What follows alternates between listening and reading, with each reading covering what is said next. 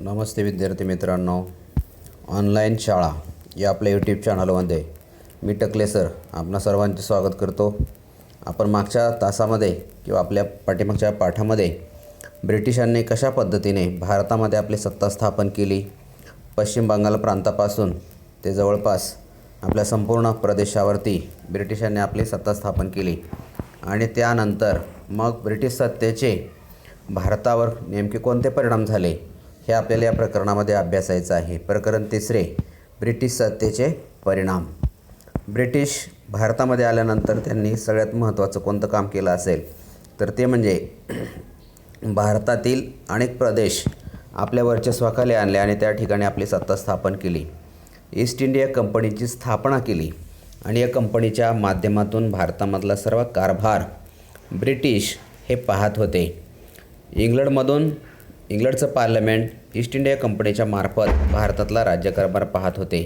अशा पद्धतीने हा कारभार चालू होता. आता हे सगळं कशामुळं घडलं तर आपल्याला माहीत आहे की पूर्वेकडील रोमन साम्राज्य म्हणजे बायझंटाईन हे ऑटोमन तुर्कांनी जिंकून घेतलं. तिथून येणारा जो आशियाई देशांकडे पूर्वेकडील देशाने येणारा मार्ग जो होता तो बंद झाला आणि त्यामुळं शेवटी भारताकडे येणारा मार्ग शोधण्याची गरज भासली. भौगोलिक शोध आणि त्यामधून मग भारताकडे येणारा मार्ग वास्को द गामा या पोर्तुगीज खलाशाने शोधून काढला.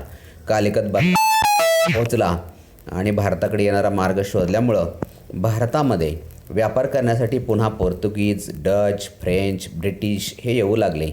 काही काळ त्यांनी व्यापार केला. त्यानंतर आपली इथं सत्ता निर्माण व्हावी आणि इथली बाजारपेठ आपल्या ताब्यामध्ये असावी असा हेतू ठेवून इंग्रजांनी भारतामध्ये आपल्या वाखारी स्थापन करायला सुरुवात केली आणि त्यामधूनच पश्चिम बंगाल प्रांतावरती वर्चस्व निर्माण केले. त्या पाठोपाठ मग मैसूर असेल, पंजाब असेल, अशा प्रकारचे सिंध प्रांत असेल, मराठ्यांचं साम्राज्य असेल, या ठिकाणी सगळीकडे एक एक प्रदेश जिंकायला सुरुवात केली. आता भारतामध्ये ब्रिटिशांनी आपली स्थापन केलेली ईस्ट इंडिया कंपनी तिच्या माध्यमातून या ठिकाणचा संपूर्णपणे कारभार त्यांनी सुरू केला होता. परंतु स्थानिकांबरोबर सत्ताधीशांबरोबर त्यांना सतत तोंड द्यावे लागत होतं. भारतावरती आपलं वर्चस्व निर्माण झालं तर इथल्या स्थानिक लोकांशी, स्थानिक सत्ताधीशांशी आपल्याला कुठल्याही प्रकारे संघर्ष करावा लागणार नाही हे इंग्रज ओळखून होते. परंतु काही काळ त्यांना तो संघर्ष करावा लागला होता. त्यातील पहिला संघर्ष होता तो म्हणजे इंग्रज व मराठी संघर्ष. मुंबई हे इंग्रजांचे पश्चिम भारतातील प्रमुख केंद्र होते. तर मुंबईचा प्रदेश तेव्हापासून ते आजपर्यंत हा अतिशय महत्त्वाचा मानला जातो, प्रमुख केंद्र मानलं जातं, ज्याला आपण महाराष्ट्राची राजधानी म्हणतो आणि त्यालाच आपण भारताची आर्थिक राजधानी असं म्हणत असतो. हा महत्त्वाचा प्रदेश होता आणि तो प्रदेश जवळपास त्यांना मिळवायचा होता आणि या प्रदेशावर मराठ्यांची घट्ट अशी पकड होती. माधवराव पेशवे यांच्या मृत्यूनंतर त्यांचा चुलता रघुनाथराव यांना पेशवे पदाची लालसा होती आणि मग तेच पाहून इंग्रजांनी त्यांची मदत घ्यायचं ठरवलं आणि मराठ्यांच्या राजकारणात कशाही पद्धतीने शिरकाव करायचा असा त्यांचा मनसुबा त्यांनी या ठिकाणी ठरवलेला होता. 1774 ते 1818 या दरम्यान मराठे व इंग्रज यांच्यात 3 युद्ध झाली. पहिल्या युद्धात मराठा सरदारांनी एकजूट दाखवली, एकजुटीने इंग्रजांचा सामना केला. त्यामुळे मराठ्यांचा या पहिल्या युद्धामध्ये विजय झाला. परंतु त्यानंतर मात्र मराठ्यांमध्ये एक सगळ्यात महत्त्वाची गोष्ट आपल्याकडे कोणती आहे तर ती म्हणजे एकमेकांचा फुटीरतावाद आणि या फुटीरतावादाचा फायदा त्यांनी घेतला. 1782 साली सालबाई या ठिकाणी तह झाला आणि पहिले इंग्रज मराठा युद्ध काय झाले, संपले. त्यानंतर मग इंग्रजांनी कुठल्याही प्रकारचं मागं न पाहता भारतामध्येच आणखीन कशा पद्धतीने आपली सत्ता प्रस्थापित करता येईल आणि हे मराठ्यांचं साम्राज्य आपल्याला कसं मिळवता येईल त्यासाठी वेगवेगळ्या पद्धतीने मार्गक्रमण करायला सुरुवात केलेली होती. त्यातच इंग्रजी फौजा, ज्याला आपण तैनाती फौज असं म्हणतो, इंग्रजांनी वेगवेगळ्या प्रांतामध्ये, वेगवेगळ्या प्रदेशामध्ये आपली फौज ठेवायला तिथल्या संस्थानिकांना भाग पाडलेले होते आणि त्याचा मोबदला म्हणून त्यांना त्या फौजेचा असणारा जो खर्च होता तो ब्रिटिश शासनाला द्यावा लागत होता. तैनाती फौज 1798 मध्ये लॉर्ड वेलस्ली गव्हर्नर जनरल म्हणून भारतात आला. सर्व भारतावर इंग्रजांचे वर्चस्व प्रस्थापित करण्याचे त्याचे धोरण होते. त्यासाठी त्याने प्रत्येक भारतीय सत्ताधीशांशी तैनाती फौजेचा करार केला. या करारामुळे भारतीय सत्ताधीशांना इंग्रजांच्या लष्करी मदतीचे आश्वासन देण्यात आले. मात्र त्यासाठी काही अटी घालण्यात आलेल्या होत्या. आता ह्या अटींमध्ये भारतीय राज्यकर्त्यांनी त्यांच्या राज्यात इंग्रजांचे सैन्य ठेवायचे, लष्कर ठेवायचे आणि त्या लष्कराच्या खर्चासाठी रोख रक्कम तेवढ्या उत्पन्नाचा प्रदेश कंपनीला तोडून द्यायचा. त्यांनी इतर सत्ताधीशांशी इंग्रजांच्या मध्यस्थीनेच संबंध ठेवायचे. आपल्या दरबारी इंग्रजांचा रेसिडेंट म्हणजे प्रतिनिधी ठेवायचा. अशा या अटी त्यांनी घातलेल्या होत्या या तैनाती फौजेच्या त्यावेळेला. आणि हे सगळं तैनाती फौज स्वीकारणं, त्यांच्या अटी मान्य करणं म्हणजे त्या ठिकाणी असणारे जे संस्थानिक होते त्यांचं स्वातंत्र्य गमावल्यासारखं झालेलं होतं. 1802पर्यंत कुठल्याही मराठी सत्ताधीशाने इंग्रजांची तैनाती फौज आपल्याकडे ठेवलेली नव्हती. पण 1802मध्ये दुसरा बाजीराव पेशवा झाला. इंग्रजांशी तैनाती फौजेचा त्यांनी करार केला. हा करार वसईचा तह म्हणून ओळखला जातो. परंतु हा तह काही मराठा सरदारांना मान्य नव्हता. त्यामुळे दुसरे इंग्रज मराठा युद्ध झाले.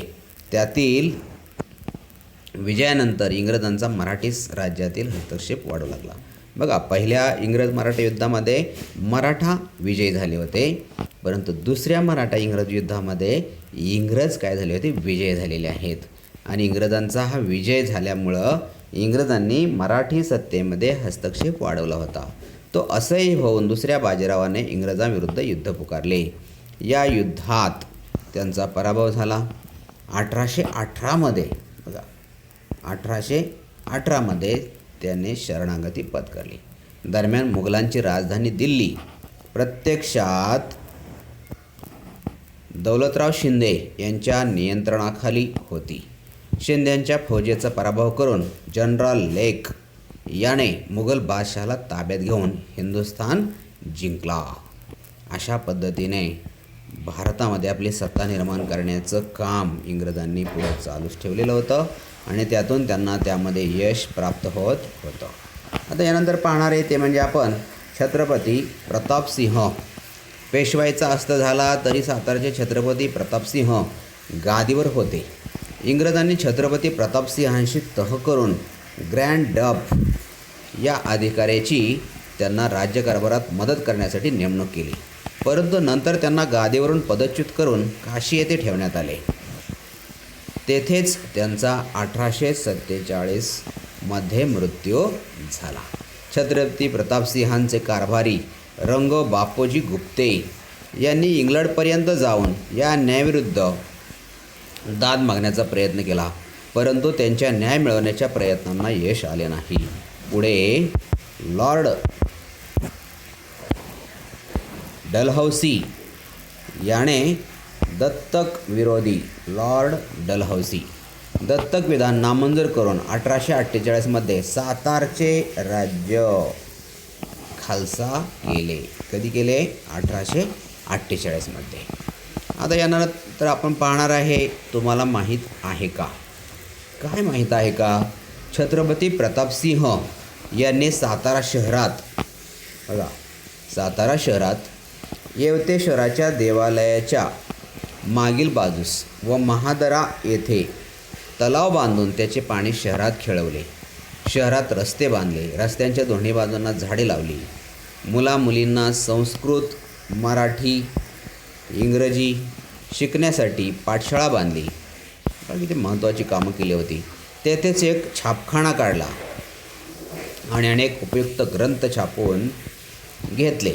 1827 साली राजनीतीविषयक सभानीती नावाचा एक ग्रंथ त्यांनी लिहून छापला. त्यांनी साताऱ्याहून महाबळेश्वर ते प्रतापगडपर्यंत रस्ता तयार केला. तोच रस्ता पुढे महाडपर्यंत नेण्यात आला. छत्रपती प्रतापसिंह हे रोजनिशी स्वतः लिहित असत. म्हणजे एवढे मोठे राजे होते, संस्थानिक होते, सातारचे राजे होते, तरी पण ते स्वतःची रोजनिशी, स्वतःची दैनंदिनी रोजच्या रोज ते लिहित होते. असा त्यांचा रोजचा कारभार, दैनंदिन व्यवहार चालत होता. आता आपल्याला पाहायचं आहे ब्रिटिश सत्तेचे भारतावरील परिणाम. पहिला परिणाम कोणता असेल तर तो म्हणजे आहे दुहेरी राज्यव्यवस्था. रॉबर्ट क्लाईव्ह 1765 साली बंगालमध्ये दुहेरी राज्यव्यवस्था अस्तित्वात आणली. महसूल गोळा करण्याचे काम कंपनीने हाती घेतले, तर शांतता व सुव्यवस्था राखण्याचे काम बंगालच्या नवाबाकडे ठेवले. म्हणजेच अशा प्रकारची दुहेरी राज्यव्यवस्था त्यांनी अस्तित्वात आणली. यालाच दुहेरी राज्यव्यवस्था असे म्हणतात. परीक्षेला तुम्हाला प्रश्न विचारला जातो, दुहेरी राज्यव्यवस्था कशास म्हणतात किंवा दुहेरी राज्यव्यवस्था कोणती, तर त्याचं आपल्याला या ठिकाणी उत्तर मिळेल. दुहेरी राज्यव्यवस्थेचे दुष्परिणाम कालांतराने दिसू लागले. सामान्य जनतेकडून कर रूपाने वसूल केलेले पैसे कंपनीतील अधिकाऱ्याने स्वतःच्या खिशात घातले. भारतातील व्यापाराचा मागता फक्त ईस्ट इंडिया कंपनीला दिल्यामुळे इंग्लंडमधील अनेक व्यापाऱ्यांना कंपनीचा हेवा वाटत होता. कंपनीच्या भारतावरील कारभारावर इंग्लंडमध्ये टीका होऊ लागली. तेव्हा कंपनीच्या कारभारावर नियंत्रण ठेवण्यासाठी इंग्लंडच्या पार्लमेंटने काही महत्त्वाच्या अटी घातल्या किंवा काही नियम केले, काही कायदे केले. त्यातील कोणते कायदे होते? पार्लमेंटने केलेले कायदे. 1773च्या रेग्युलेटिंग ॲक्टनुसार बंगालच्या गव्हर्नरला गव्हर्नर जनरल असा हुद्दा देण्यात आला. या ॲक्टनुसार लॉर्ड वॉरेन हेस्टिंग या गव्हर्नर जनरल झाला. मुंबई व मद्रास इलाख्यांच्या धोरणावर नियंत्रण ठेवण्याचा अधिकार त्याला मिळाला. त्याच्या मदतीला 4 सदस्यांची नेमणूक करण्यात आली. 1784मध्ये पिट्स, किती महत्त्वाचं आहे, पिट्स भारताविषयक कायदा मंजूर झाला.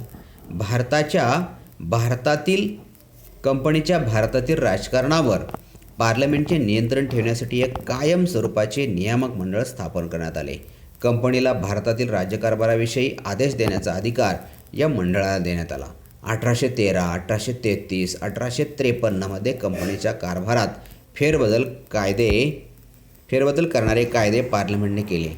अशा प्रकारे कंपनीच्या प्रशासनावर ब्रिटिश सरकारचे अप्रत्यक्ष नियंत्रण अस्तित्वात आले.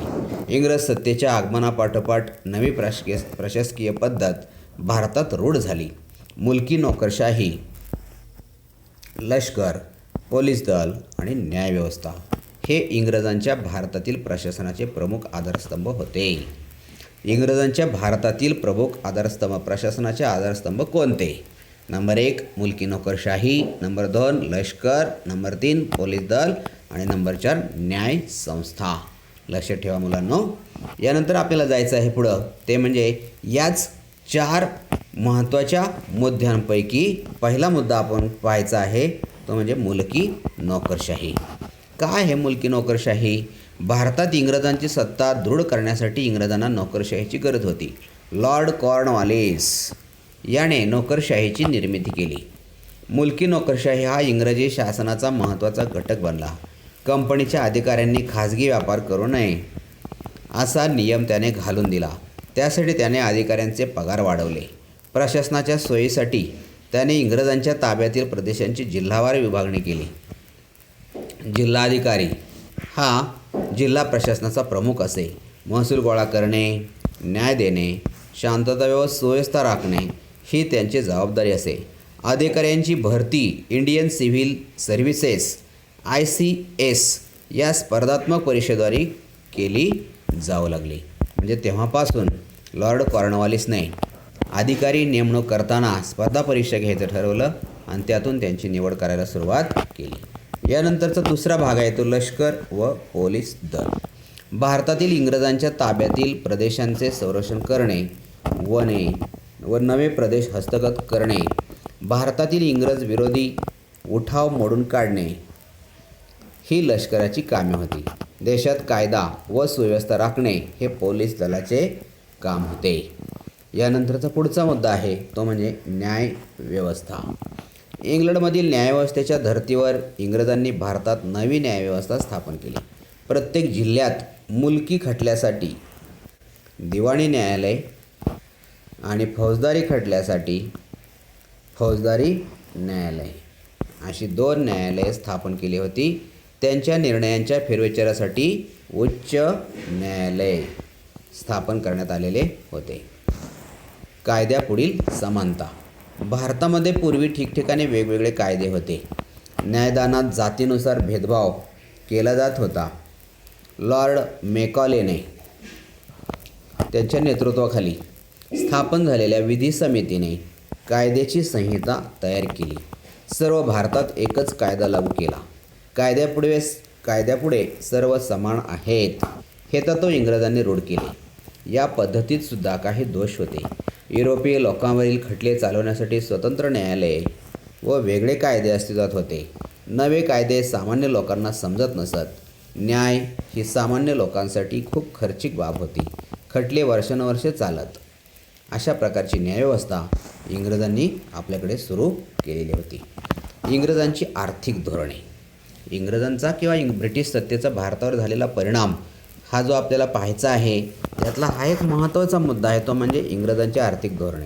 इंग्रजांचं आर्थिक धोरण कसं असायचं तर जास्तीत जास्त पैसा भारतामधून कसा मिळेल आणि तो पैसा जास्तीत जास्त आपल्या फायद्याचा, इंग्लंडच्या फायद्याचा कसा होईल, भारतातून जास्तीत जास्त पैसा इंग्लंडला कसा जाईल, अशाच पद्धतीचं भारतातील आर्थिक धोरण इंग्रजांनी काय केलं होतं, राबवलेलं होतं.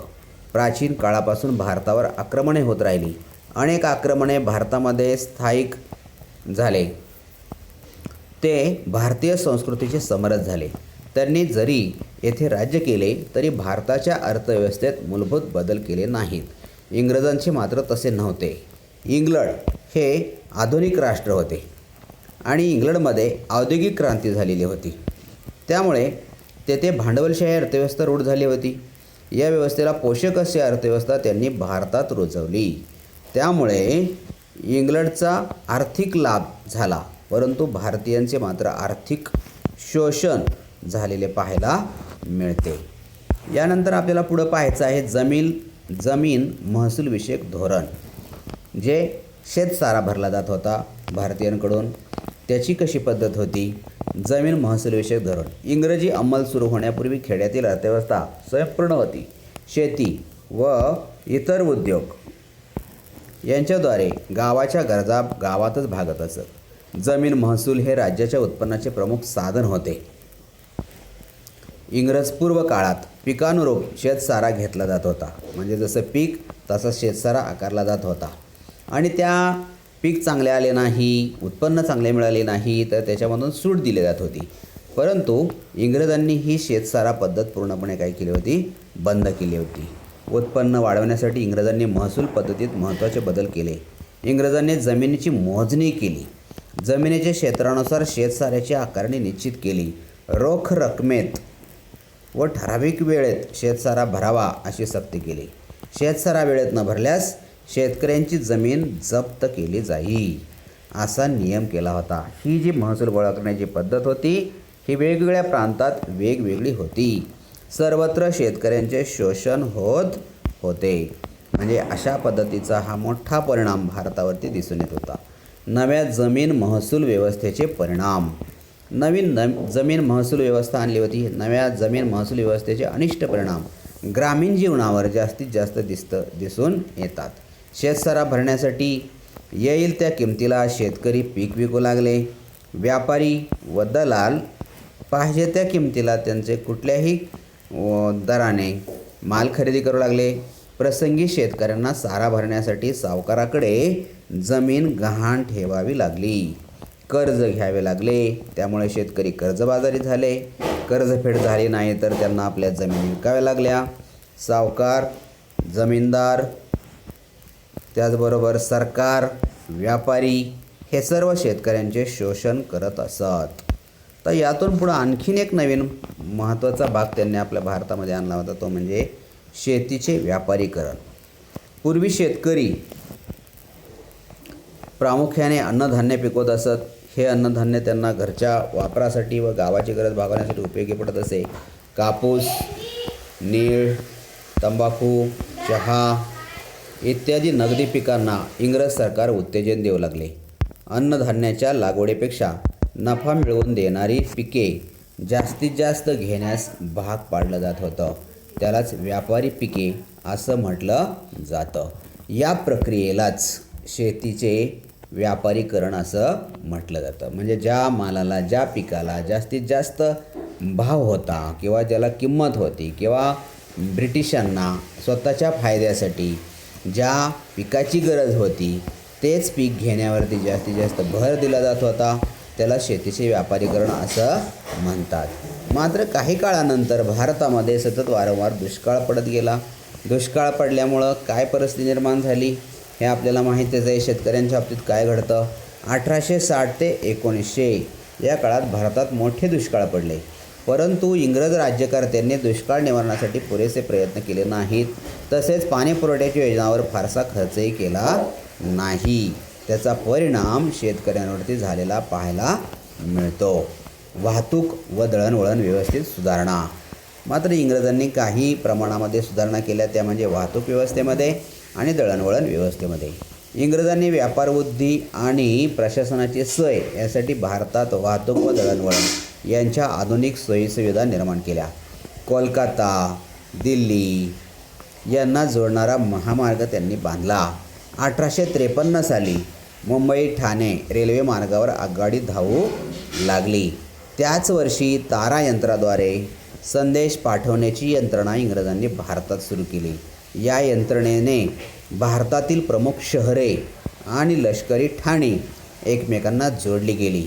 त्याचप्रमाणे इंग्रजांनी डाक व्यवस्था सुरू केली. पोस्ट ऑफिस ज्याला आपण म्हणतो तीही व्यवस्था त्यांनी सुरू केली होती. एवढे मोठे बदल इंग्रजांनी आपल्याकडे केलेले पाहायला मिळतात.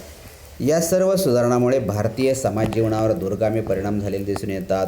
लोकांचा परस्परांशी संपर्क वाढला होता आणि त्यातून लोक एकमेकाच्या संपर्कात येऊ लागलेले होते. म्हणजे वाहतूक आणि जलद व्यवस्था ह्या व्यवस्थेमुळं भारतातील लोक एकमेकाच्या संपर्कात येऊ लागले. हा भारतीयांसाठी एक महत्त्वाचा फायदा होता.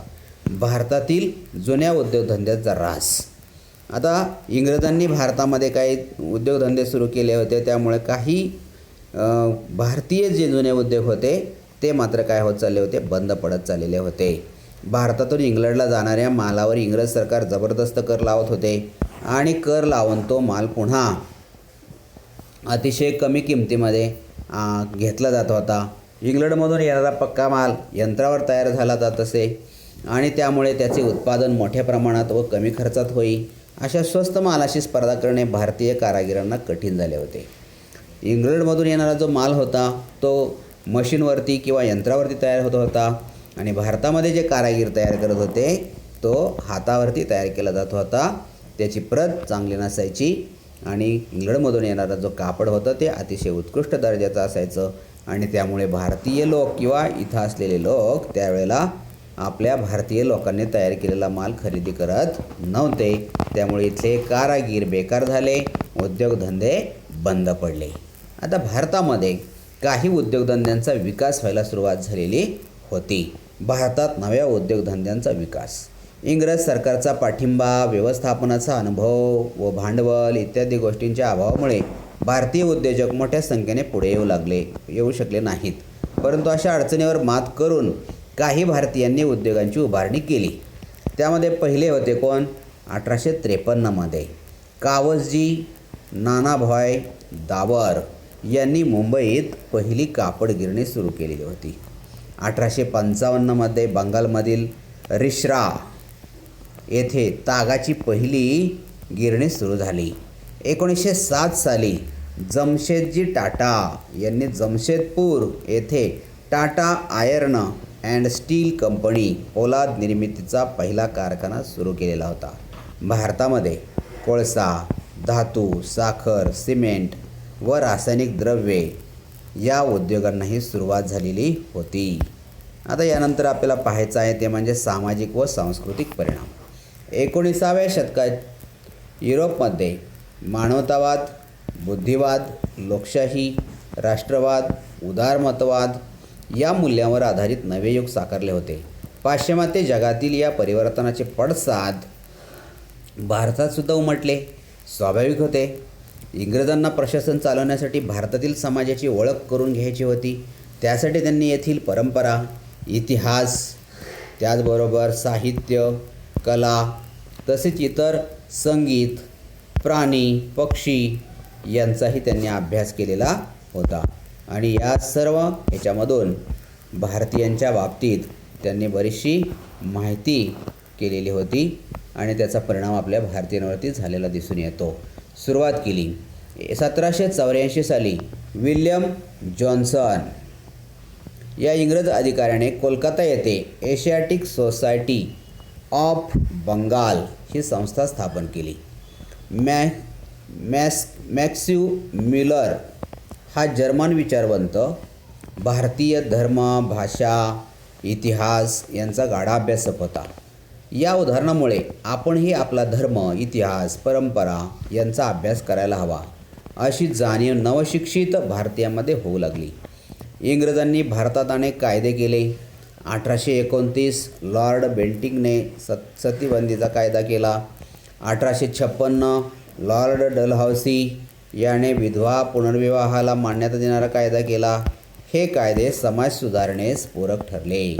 प्रशासन चालवण्यासाठी ब्रिटिशांना इंग्रजी शिक्षण घेतलेल्या भारतीयांची गरज होती. लॉर्ड मेकॉलेच्या शिफारसीनुसार 1835मध्ये भारतात इंग्रजी शिक्षण सुरू करण्यात आले. नव्या शिक्षणाद्वारे नवे पाश्चात्य विचार, आधुनिक सुधारणा, विज्ञान, तंत्रज्ञान यांची भारतीयांना ओळख करून देण्यात आली. 1857 साली कोलकाता, मुंबई, मद्रास म्हणजे चेन्नई येथे विद्यापीठांची स्थापना करण्यात आली. पाश्चात्य शिक्षण घेतलेल्या मध्यमवर्गाने भारतातील सामाजिक प्रबोधनाच्या चळवळीचे नेतृत्व केले. अशा पद्धतीने भारतीयांवरती झालेला परिणाम किंवा इंग्रजी सत्तेचा भारतावर झालेला परिणाम हे आपल्याला या प्रकरणामध्ये पाहायला मिळाले. मुलांनो, आपण आता या पाठाच्या खाली दिलेला जो स्वाध्याय आहे तो स्वाध्याय पूर्ण करायचा आहे. तसेच पाठामध्ये एका वाक्यात काय प्रश्न सापडतात, रिकाम्या जागांसाठी असतील, जोड्या लावासाठी असतील, एका वाक्यात प्रश्नाची उत्तरं द्या त्यासाठी असतील, तर ते तुम्ही स्वतः शोधायचे आहेत आणि ते शोधलेल्या प्रश्नाची उत्तरं लिहून काढायची आहेत. अशा पद्धतीने स्वाध्याय पूर्ण करायचा आहे. यानंतर आपण पुन्हा भेटणार आहे ऑनलाईन माझी शाळा या यूट्यूब चॅनलवरती. पुन्हा एकदा भेटू आपण पुढच्या प्रकरणासाठी. तोपर्यंत धन्यवाद.